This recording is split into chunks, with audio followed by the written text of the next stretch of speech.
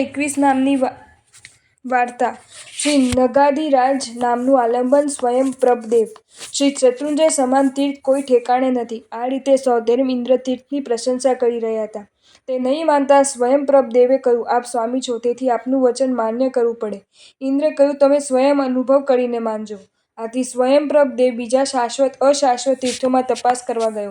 ત્યાં તેને ક્વચિત અલ્પજીવોને મોક્ષે જતા જોયા।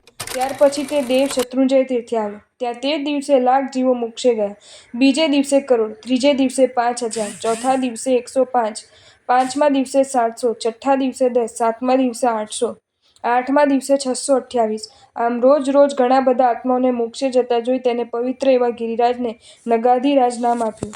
ઇતિ નગાધિરાજ નામીન સ્વયંપ્રભ દેવ કથા। જો તમને આ વિડીયો ગમ્યો હોય તો આ વિડીયોને લાઇક કરો અને શેર કરો, અને આવા જ નવા વિડીયો જોવા માટે જૈન ફેક્ટ્સ એન્ડ સ્ટોરીઝની ચેનલને સબસ્ક્રાઈબ કરો। ધન્યવાદ।